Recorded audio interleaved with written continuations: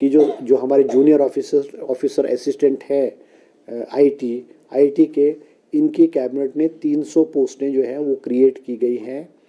और ये जो है directorate of recruitment, administrative control directorate of recruitment का रहेगा।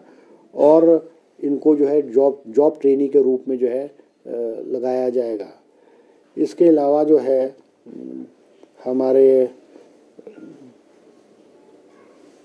पंचायती राज संस्थाएं हैं, इनको जो रीऑर्गेनाइज करने की और डिलिमिटेशन करने के लिए आज कैबिनेट ने फैसला किया गया, क्योंकि आप जानते हैं कि हिमाचल प्रदेश में भारी आपदा आई है और उसकी वजह से जो हमारे पंचायतों के चुनाव को रोकना पड़ा है। और जो ये डिलिमिटेशन और पंचायतों को रीऑर्गेनाइज करने का जो प्रोसेस नहीं कर पाए थे, तो हिमाचल प्रदेश की अलग अलग पंचायतों के प्रतिनिधि, पंचायतों के रेजोल्यूशंस भी गवर्नमेंट को समय समय पर आते रहे और वो सरकार के पास पेंडिंग थे।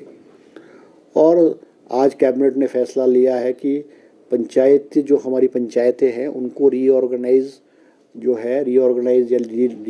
करना या उसको डिलिमिटेशन करने का प्रोसेस जो है आरंभ किया गया है। जो डिपार्टमेंट है रूरल डेवलपमेंट पंचायती राज डिपार्टमेंट, उसको कैबिनेट ने आदेश दिए कि जो भी रूल्स के मुताबिक वो फॉर्मेलिटी को प्रोसेस को स्टार्ट करे और जो भी जितना डेज़ का प्रोसेस ऑब्जेक्शन डिमांड है या ऑब्जेक्शंस है या वो किस तरह से होगा, उसके लिए आज कैबिनेट ने जो है फैसला लिया है। तो ये कुछ कैबिनेट ने जो है आज हो गया है। जो मेयर का है, मेयर और डिप्टी मेयर का जो है वो 2.5 साल का कार्यकाल आज कैबिनेट ने उसको करके 5 साल कर दिया है। क्योंकि ये भी दिक्कत आती थी, क्योंकि हर 2.5 साल बाद फिर पॉलिटिकल पार्टीज़ जो है मेयर और डिप्टी मेयर के दोबारा इलेक्शन होते थे, फिर हॉर्स ट्रेडिंग होती थी। क्योंकि पहले भी ये होता था कि मेयर डिप्टी मेयर का या पंचायत के भी जितने भी इंस्टीट्यूशंस हैं, पंचायती राज या अर्बन बॉडीज़ के इंस्टीट्यूशंस हैं, इन सब में हर लेवल के लोगों का जो टेन्योर है 5 ईयर्स होता है। मगर पूर्व में जो सरकार रही है उन्होंने इसको 2.5 साल कर दिया है।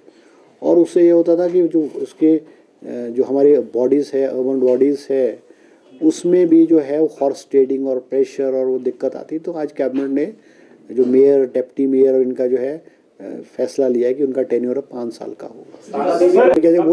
वो तो जब ये डिलिमिटेशन इस और पंचायत को रीऑर्गेनाइज करने का जब प्रोसेस शुरू होगा, तो वो जो अब हम अगर मान लो ऑब्जेक्शंस है, काउंटर ऑब्जेक्शंस है या एप्लीकेशंस इनवाइट करनी है, वो तो एज पर द रूल जितना भी समय होता होगा वो तो फॉलो करना पड़ेगा। अब मान लो अब हम जो रूल्स है, रूल्स को हम बाईपास थोड़ी कर सकते हैं। किसी भी पंचायत का अगर कोई हिस्सा या कोई गांव या कोई मौजा वो दूसरी पंचायत में जाना चाहता है और उनको अनकन्वीनियंस है। अब कई गांव ऐसे हैं कि वो पंचायत हेडक्वार्टर से 10 किलोमीटर के दूर पे है, मगर वो दूसरी पंचायत में जाएंगे तो that distance will be reduced from 10 kilometre to 1 kilometre. तो क्या उन लोगों को जो दूसरी पंचायत में जाना चाहते हैं उनको अधिकार होना चाहिए कि वो किस पंचायत में जाना चाहते हैं? क्या ये हिमाचल सरकार उसको बाईपास थोड़ी कर सकती है? मगर ये सारे का सारा प्रोसेस आपदा की वजह से इसको हम नहीं फॉलो कर पाए हैं। अब लगभग नॉर्मलसी हुई है और बहुत सारे प्रपोजल सरकार के पास पेंडिंग पड़े हुए। कोई मेरे ख्याल कोई 100-150 प्रपोजल हिमाचल प्रदेश की अलग अलग पंचायतों के प्रपोजल हिमाचल पंचायती राज डिपार्टमेंट के पास पड़े हैं। कैबिनेट में रूरल डेवलपमेंट मिनिस्टर ने ये प्रपोजल लाया और बात की कि इन प्रपोजल्स का क्या किया जाए। तो इन प्रपोजल्स को देखते हुए जो है वो फैसला लिया गया कि पंचायतों को रीऑर्गेनाइज किया जाएगा और according to the rules, according जो भी टाइम पंचायती राज एक्ट में होगा उस टाइम को फॉलो किया जाएगा। और अगर वो उसमें नहीं हुआ या मान लो अब जैसे लास्ट डेट इज़ जनवरी, तो मे भी वो मैं हो सकता है, ये तो it is not in my preview कि मैं आपको ये कह दूं कि पंचायत के चुनाव कब होंगे कब नहीं होंगे। मगर अगर ये सारे का सारा process with in that stipulated time हो जाएगा तो पंचायत के चुनाव उस समय पे हो जाएंगे।